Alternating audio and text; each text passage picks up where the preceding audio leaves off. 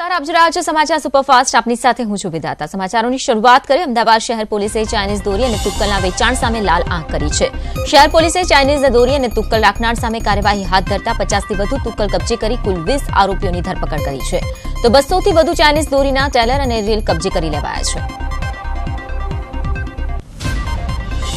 Rajkot crime બ્રાન્ચે Chinese દોરીનો ગેરકાયદે જથ્થો ઝડપી પાડ્યો છે. જંકશન પ્લોટ વિસ્તારમાં ક્રાઇમ બ્રાન્ચને ચાઇનીઝ દોરીનો ગેરકાયદેસર સામાન મળી આવ્યો છે, જેમાં ક્રાઇમ બ્રાન્ચે 21 નંગ ચાઇનીઝ ફિરકીઓ પકડી પાડી છે અને આ મામલા અંતર્ગત જયકિશન આહુજાની ધરપકડ કરી છે. બોટાદ જિલ્લા પોલીસ અને નેશનલ ગ્રુપ ઓફ રાણકી દ્વારા વાહન ચાલકોને ગળા પર બાંધવા માટે સેફટી બેલ્ટ આપવામાં આવ્યા હતા અને તેમજ પતંગની દોરીથી ઈજા પામતા પક્ષીઓની સારવાર માટે બોટાદમાં 3 દિવસ માટે સારવાર કેમ્પ પણ યોજવામાં આવ્યો છે. સુરતના કામરેજમાં કેટલાક યુવાનોએ બાઇક સવારોની સુરક્ષાને ધ્યાનમાં રાખીને મફતમાં સેફટી ગાર્ડ લગાવી આપવાનું અનોખું અભિયાન હાથ ધર્યું, જે કામગીરીને સ્થાનિક લોકોએ આવકારી હતી. ખાસ કરીને જ્યારે ઘણા યુવાનો પતંગ ચગાવવાની મજા માણતા હોય છે, ત્યારે સેવાભાવી યુવકો એક અનોખું સેવા કાર્ય કરતા હોય છે.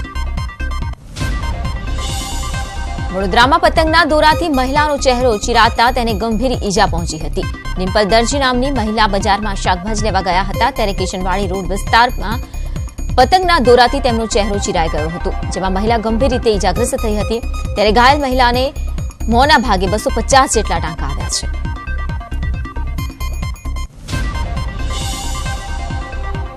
ભાવનગર શહેરમાં વન વિભાગ દ્વારા આ વર્ષે કરુણા અભિયાન ચાલુ કરવામાં આવ્યું છે, જેમાં 4 સેન્ટર ઉભા કરાયા છે અને આ સિવાય 6 જેટલા રિસીવ સેન્ટર શહેરમાં અલગ અલગ ઉભા કરાયા છે, જેમાં વોલેન્ટિયર દ્વારા પક્ષીઓને લાવવામાં આવશે અને બાદમાં સારવાર સેન્ટર પર પહોંચાડવામાં આવશે, જેથી કરીને તુરંત તેમની સારવાર થઈ શકે.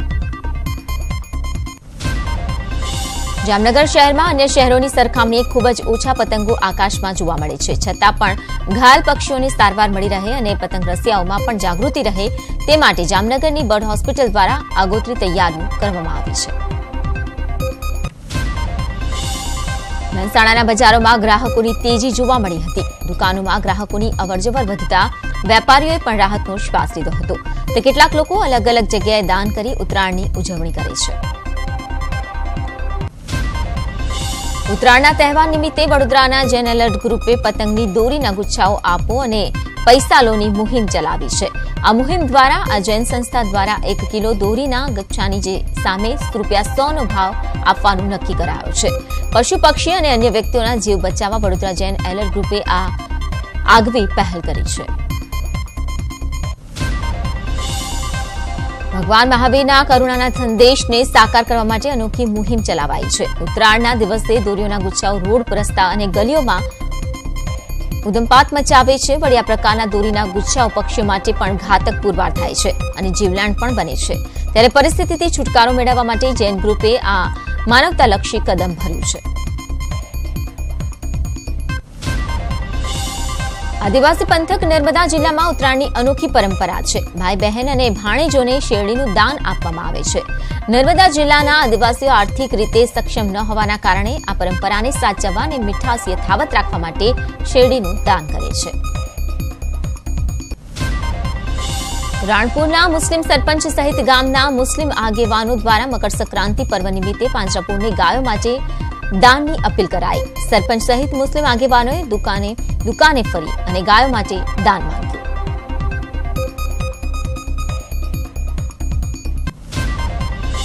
ઉત્તરાયણના તહેવારને આડે જે પ્રકારે લોકો રાહ જોઈ રહ્યા હતા અને આખરે આજે આ તહેવારની ઉત્સાહપૂર્વક ઉજવણી થશે, ત્યારે ખાસ કરીને સ્વાદ રસિયાઓ ઊંધિયું આરોગવા અત્યારથી જ ફરસાણોની દુકાને પહોંચી ગયા છે. તો શહેરીજનોના આરોગ્ય સાથે ચેડા ન થાય તે માટે આરોગ્ય વિભાગે ઊંધિયું અને જલેબી વેચતા વેપારીઓને ત્યાં દરોડાની કાર્યવાહી કરી હતી. એએમસીના હેલ્થ વિભાગે અલગ અલગ 5 થી 6 ટીમ બનાવીને શહેરના વિવિધ વિસ્તારમાં કાર્યવાહી હાથ ધરી અને ઊંધિયું જલેબી ઉપરાંત સિંગતલની ચીક્કીના નમૂના લઈને લેબોરેટરીમાં તપાસ અર્થે મોકલી આપવામાં આવ્યા હતા. ઉત્તરાયણના તહેવાર પહેલા રાજકોટમાં ફૂડ એન્ડ ડ્રગ્સ વિભાગે સપાટો બોલાવ્યો હતો. રોડા ટ્રાન્સપોર્ટ નગરમાં ઘીનો શંકાસ્પદ જથ્થો જપ્ત કરી લેવાયો. તો પોલીસને સાથે રાખીને ફૂડ એન્ડ ડ્રગ્સ વિભાગે 99 ડબ્બા જપ્ત કર્યા હતા. વિભાગે 3,15,000નો મુદ્દામાલ સીઝ કરીને વધુ કાર્યવાહી હાથ ધરી છે. અમદાવાદ કોર્પોરેશને શહેરના વિવિધ જગ્યાએ લાગેલા કોંગ્રેસની યુવા ક્રાંતિ રેલીના પોસ્ટરો હટાવતા વિવાદ સર્જાયો છે. ઉસ્માનપુરામાં યુથ કોંગ્રેસના કાર્યકરોએ બેનરો ભરી કોર્પોરેશનની ગાડી અટકાવી હતી અને બેનરો ઉતારી ફરી લગાવવાની શરૂઆત કરી હતી. અમદાવાદ શહેર કોંગ્રેસ દ્વારા વીએસ હોસ્પિટલ બચાવો અભિયાન ચાલી રહ્યું છે, જેમાં અલગ અલગ રીતે વિરોધ કરવામાં આવી રહ્યો છે. જેમાં હવે કોંગ્રેસ ઉત્તરાયણમાં કાળા પતંગ અને કાળા ફુગ્ગા ઉડાવીને વિરોધ પ્રદર્શિત કરશે, જેમાં વીએસ હોસ્પિટલના ખાનગીકરણનો વિરોધ વ્યક્ત કરાશે. યુથ કોંગ્રેસ દ્વારા આયોજિત યુવા ક્રાંતિ યાત્રા અમદાવાદ ખાતે આવી પહોંચી હતી. પ્રદેશ કોંગ્રેસ પ્રમુખ અમિત ચાવડાએ યાત્રાનું સ્વાગત કર્યું હતું. કન્યાકુમારીથી શરૂ થયેલી યુવા ક્રાંતિ યાત્રા પ્રદેશ કોંગ્રેસ કાર્યાલય ખાતે પહોંચી હતી. લોકસભા ચૂંટણી પહેલા કોંગ્રેસ દ્વારા બેરોજગારી અને ખેડૂત મુદ્દે યુથ કોંગ્રેસ દ્વારા યાત્રાનું આયોજન કરાયું છે. ગુજરાતમાં ઉત્તરાયણમાં 10% સવર્ણ અનામતમાં અમલને લઈને જે ખાસ આદેશ કરવામાં આવ્યો છે. જીપીએસસીની પરીક્ષાની તારીખો ફરીથી જાહેર કરાશે. તો 20મી જાન્યુઆરીએ જીપીએસસીની પરીક્ષા લેવાની હતી, જો કે 10% અનામતને લઈને પરીક્ષા ફરીથી લેવાનો નિર્ણય કરાયો છે. અમદાવાદના લાંભામાં આવેલ પ્રખ્યાત બળિયાદેવ મંદિરના બંને મુખ્ય પ્રવેશ દ્વારને મંદિર ટ્રસ્ટ દ્વારા બંધ કરી દેવાતા વેપારીઓમાં આક્રોશ ફેલાયો છે. 18 દિવસ પહેલા મંદિર ટ્રસ્ટ દ્વારા અચાનક બંને દરવાજા બંધ કરાતા ભક્તો સીધા બસ સ્ટેન્ડથી મંદિરમાં પ્રવેશતા હોવાથી વેપારીઓના ધંધા પર તેની અસર પહોંચી રહી છે. તો તાત્કાલિક અસરથી મંદિરના પ્રવેશદ્વાર ખોલવા માટે વેપારીઓ દ્વારા અપીલ કરવામાં આવી રહી છે. સાથોસાથ આક્ષેપ કરવામાં આવી રહ્યો છે કે બળિયાદેવ મંદિરના ટ્રસ્ટના વહીવટદારો દ્વારા મંદિરની અંદર વિવિધ દુકાનો બનાવવાનો કારસો ઘડવામાં આવી રહ્યો છે.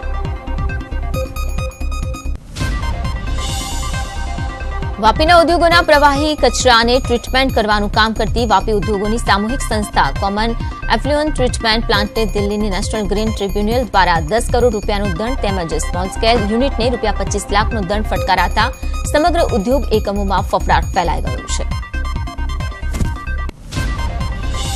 સાવરકુંડલામાં ગુર્જર કડિયા સમાજની મીટિંગ દરમિયાન ભારે હોબાળો મચ્યો હતો, જેમાં ઓબીસી ચેરમેન નરેન્દ્રભાઈ સોલંકી દ્વારા ધમકી આપવામાં આવી હતી.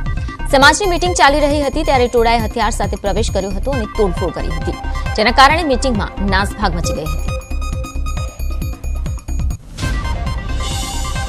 સુરેન્દ્રનગરના રિવરફ્રન્ટ પર હોબાળો મચી ગયો. અહીંના રિવરફ્રન્ટ ખાતે મુકાયેલી શ્રીમદ રાજચંદ્ર મુનિની મૂર્તિ તોડફોડ થયેલી હાલતમાં મળી આવતા સ્થાનિકોમાં રોષ જોવા મળ્યો હતો. જેમ જેમ વાત વાયુવેગે ફેલાતી ગઈ તેમ તેમ શહેરીજનો રિવરફ્રન્ટ પર ઉમટી રહ્યા છે અને સમગ્ર ઘટનાના સીસીટીવી પણ સામે આવ્યા છે.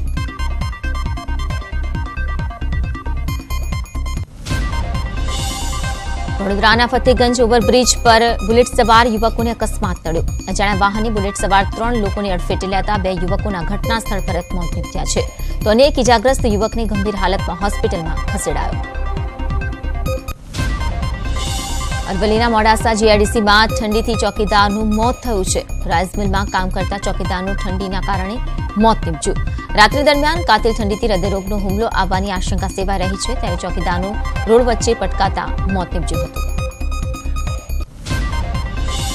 બનાસકાંઠાના ડાભેલ ગામમાં પાણી ગરમ કરવાના હીટર મશીનથી કરંટ લાગતા એક યુવકનું મોત નીપજ્યું. મૃતકનું નામ સંજયસિંહ હોવાનું જાણવા મળ્યું છે.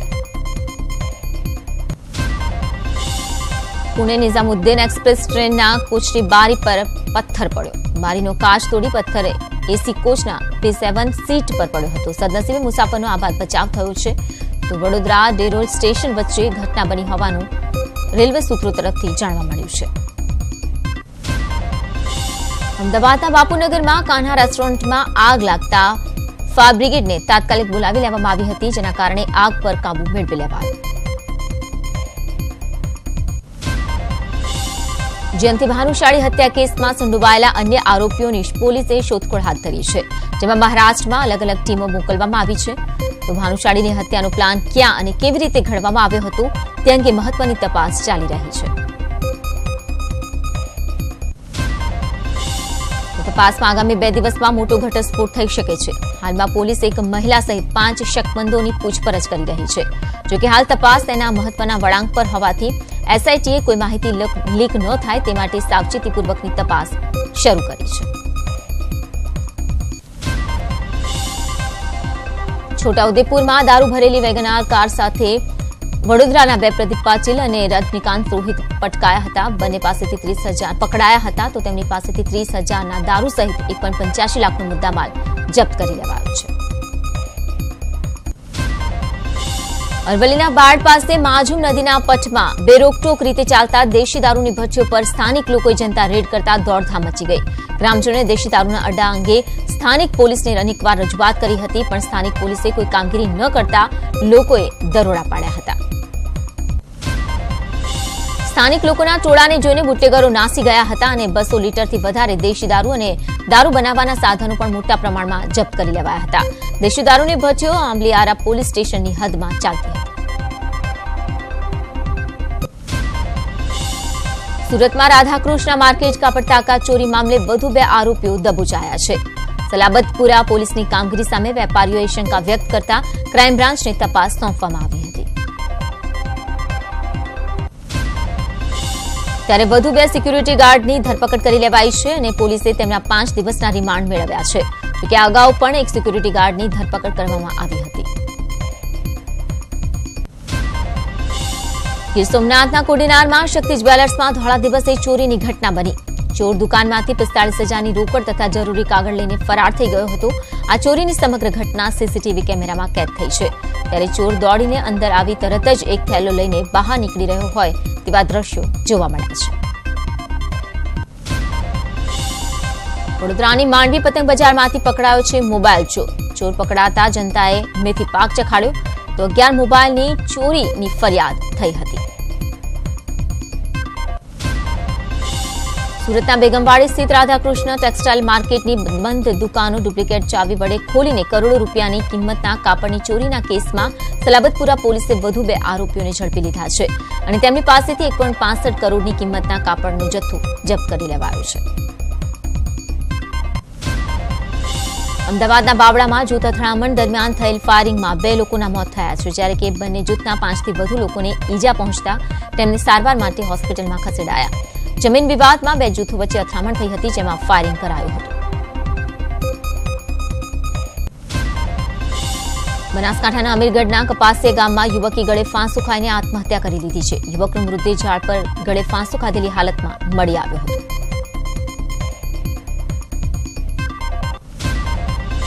અમદાવાદના બાવળામાં જમીન માટે ખેલાયો ખૂની ખેલ. જમીનના વિવાદમાં જૂથ અથડામણ થઈ, જેમાં 2 લોકોના મોત થયા. જૂથ અથડામણમાં ફાયરિંગ થતા 2 લોકો મોતને ભેટ્યા છે. સાથે જ 8 જેટલા લોકો ઇજાગ્રસ્ત થયા છે, જેમની સારવાર ચાલી રહી છે.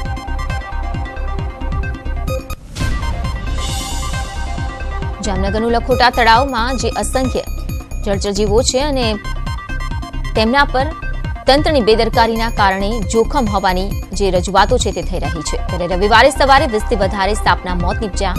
સ્થાનિક નેચર ક્લબના સભ્યોમાં ભારે રોષ જોવા મળ્યો હતો.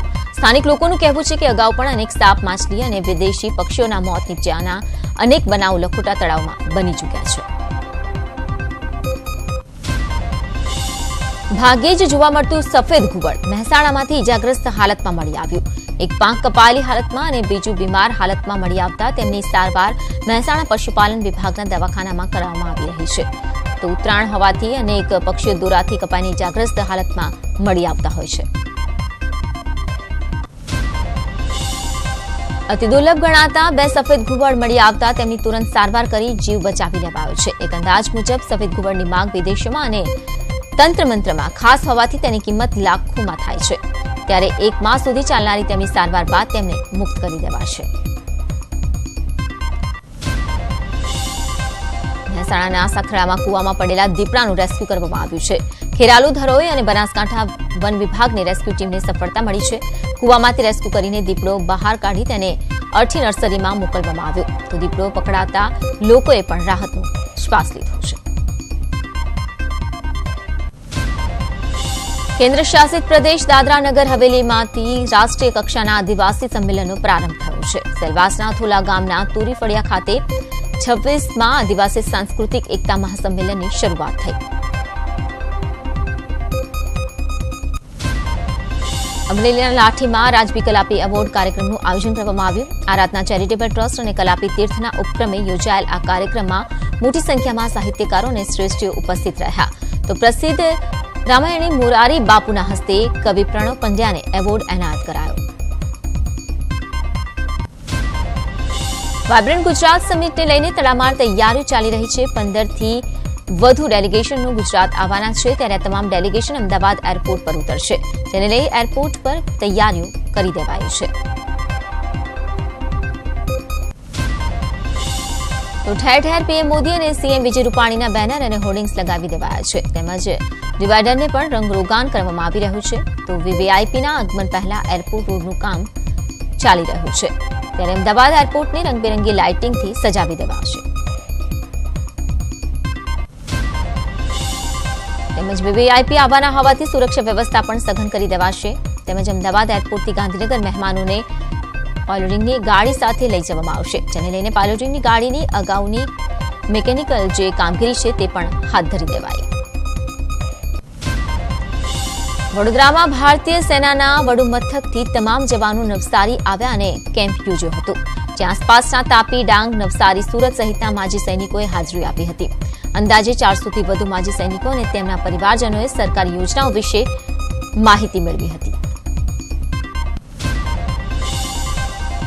ખેડા જિલ્લાના નડિયાદમાં આવેલ યાત્રાધામ વડતાલમાં લોકોની ભીડ ઉમટી પડી હતી, ત્યારે સ્વામિનારાયણ મંદિરના મહંતે લોકોને ગાયની પૂજા માત્ર એક જ દિવસ ન કરવી જોઈએ। જો તમે તમારા મનથી ગાયની પૂજા કરવા માંગતા હો તો દરરોજ કરવી જોઈએ તેવી અપીલ કરી હતી।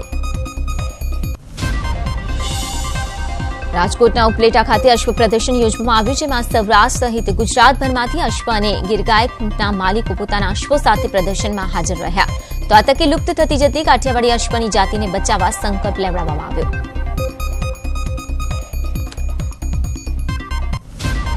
કુંભ મેળાની તૈયારીઓને આખરી ઓપ આપી દેવાયો છે। 15મી જાન્યુઆરીએ સંક્રાંતિના સ્નાન સાથે શ્રદ્ધાનો શંખનાદ થશે અને સંગમ નગરી પ્રયાગરાજમાં કુંભ મેળાનો પ્રારંભ થઈ જશે। 15મી જાન્યુઆરીથી 4 માર્ચ 2019 સુધી ગંગા, યમુના અને લુપ્ત થયેલી સરસ્વતીના સંગમ સ્થળે લાખો લોકો પોતાના પાપ ધોવા અને મોક્ષ મેળવવા માટે ઉમટી પડશે। તો પવિત્ર મેળો અને ધાર્મિક ઉત્સવ શરૂ થઈ રહ્યો છે, ત્યારે પવિત્ર એવી ગંગા, યમુના અને સરસ્વતીના ત્રિવેણી સંગમમાં પવિત્ર સ્નાનનું અનેરું મહત્વ છે।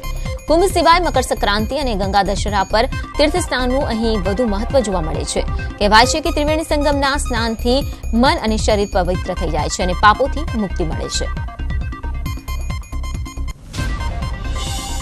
15મી જાન્યુઆરીથી શરૂ થનાર આ કુંભ મેળામાં પહેલીવાર કિન્નર અખાડા જોડાશે। કુંભ મેળામાં સામાન્ય રીતે 13 અખાડા હોય છે, પરંતુ આ વખતે 14 અખાડાની હાજરી જોવા મળવાની છે અને 14મા અખાડા તરીકે કિન્નર અખાડાનો સમાવેશ કરાયો છે। શનિવાર મોડી રાત સુધી ચાલેલી બેઠકમાં નિર્ણય લેવાયો હતો કે કિન્નર અખાડા હવે જૂના અખાડા સાથે જ પેશવાઈ કરશે। શાહી સ્નાનના દિવસે પણ તેઓ સાથે જ જોવા મળશે। મહત્વનું છે કે સંક્રાંતિના સ્નાન માટે સૌથી પહેલા મહાનિર્વાણી અખાડા આવશે અને અંતમાં નિર્મલ અખાડો આવશે। 11 કલાક સુધી શાહી સ્નાન ચાલશે, જેમાં 13 અખાડાના સાધુ સંતો સ્નાન કરીને શ્રદ્ધાના સંગમનો પ્રારંભ કરશે। ઉલ્લેખનીય છે કે 15મી જાન્યુઆરી 2019થી સવારે 1:15 કલાકે શાહી સ્નાન શરૂ થશે, જે સાંજના 4:20 કલાક સુધી ચાલશે।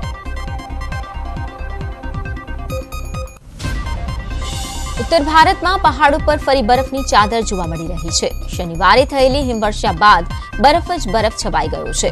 ભારતના સ્વર્ગ ગણાતા કાશ્મીરમાં ફરી બરફ અચેક થયો છે। અનેક માર્ગો પર બરફ જામ થઈ જતા વાહન વ્યવહાર ખોરવાઈ ગયો હતો, તો ભારે હિમવર્ષાના કારણે અનેક માર્ગ બંધ થઈ ગયા હતા।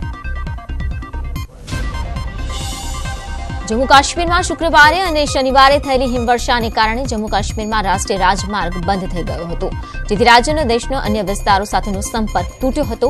તો હવામાન વિભાગના જણાવ્યા પ્રમાણે પાકિસ્તાન અને આસપાસના વિસ્તારોમાં પશ્ચિમી વિક્ષેપ સક્રિય છે, જેથી સૌથી વધુ અસર જમ્મુ કાશ્મીરમાં જોવા મળી રહી છે।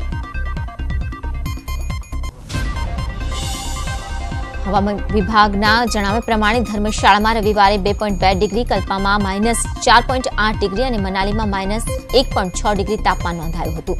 તો કુફરી, કાંગુ, નારકંડા અને હળાપથ્થરમાં સામાન્ય હિમવર્ષા થઈ હતી, પરંતુ આ વિસ્તારોનો શિમલામાં ઊંચાઈવાળા વિસ્તારો સાથે સંપર્ક તૂટ્યો હતો। ત્યારે આજે હવામાન ખુલ્લું થવાથી રાજ્યના રસ્તાઓ ખુલવાની શક્યતાઓ છે। હિમાચલ પ્રદેશ અને જમ્મુ કાશ્મીરના ઘણા વિસ્તારોમાં શુક્રવારથી શનિવાર રાત સુધી ભયાનક હિમવર્ષા થઈ હતી। જમ્મુ શ્રીનગર હાઈવે બંધ કરી દેવાયો છે, જેનાથી રાજ્ય સંપર્ક વિહોણું બન્યું છે। ત્યારે હવામાન વિભાગની આગાહી પ્રમાણે હિમવર્ષાને કારણે મેદાની વિસ્તારોમાં પારો 3 ડિગ્રી સુધી નીચે આવી શકે છે। ડેલહાઉસીમાં 30 સેન્ટીમીટર, મનાલીમાં 23 સેન્ટીમીટર, કેલંગમાં 9 સેન્ટીમીટર, કુફરા અને કલ્પામાં 8 સેન્ટીમીટર અને શિમલામાં 3.5 સેન્ટીમીટર હિમવર્ષા થઈ હતી. ત્યારે સોમવારે રાજ્યમાં હવામાન ખુલ્લું થવાની ધારણા છે, જેથી પ્રવાસીઓની સંખ્યામાં વધારો થઈ શકે છે. શિમલામાં જાન્યુઆરીમાં આ બીજી અને ઋતુની ત્રીજી હિમવર્ષા છે. આ પહેલા પણ અહીં 6 જાન્યુઆરી અને 12 ડિસેમ્બરે હિમવર્ષા થઈ હતી. ઉત્તરાખંડમાં પણ ભારે હિમવર્ષા થઈ છે. કેદારનાથમાં -16 ડિગ્રી સુધી પારો પહોંચ્યો છે.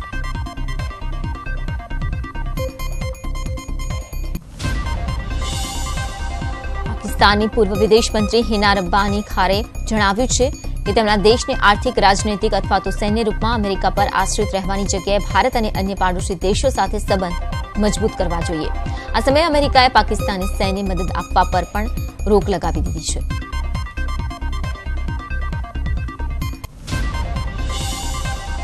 દીપિકા પાદુકોણે રવિવારે ખાસ કરીને રણવીર સિંહની આવનારી ફિલ્મ 83 માટે ના પાડી છે. આ ફિલ્મ કપિલ દેવની બાયોપિક છે, જેમાં રણવીર કપિલ દેવના રોલમાં અને દીપિકાને તેમની પત્નીનો રોલ નિભાવવાનો હતો, પરંતુ આ રોલ ખૂબ જ નાનો હોવાના કારણે દીપિકાએ ફિલ્મ માટે ના કહ્યું છે. એક્ટ્રેસ યામી ગૌતમ અને વિકી કૌશલની ફિલ્મ ઉરી રિલીઝ થઈ છે, જેમાં બંનેના કામના વખાણ થઈ રહ્યા છે. તે વચ્ચે યામી ગૌતમે ટ્વીટ કરી જણાવ્યું છે કે એક અભિનેત્રી અને બહારની વ્યક્તિ હોવાના કારણે યોગ્ય મુકામ સુધી પહોંચવા માટે ખૂબ જ મહેનત લાગી છે અને મને ખુશી છે કે તમે મને ખૂબ પ્રેમ આપ્યો છે. બોલિવૂડ એક્ટર રિતિક રોશનની અપકમિંગ ફિલ્મ સુપર 30ની રિલીઝ ડેટ બદલી દેવાઈ છે. આ ફિલ્મ હવે 26મી જુલાઈના રોજ મોટા પડદે રિલીઝ થશે અને આ ફિલ્મ 25મી જાન્યુઆરી રિલીઝ થવાની હતી, પરંતુ આ દિવસે ઠાકરે અને મણિકર્ણિકા આવી રહી હોવાથી રિતિકે પોતાની ફિલ્મની રિલીઝ ડેટ બદલી છે.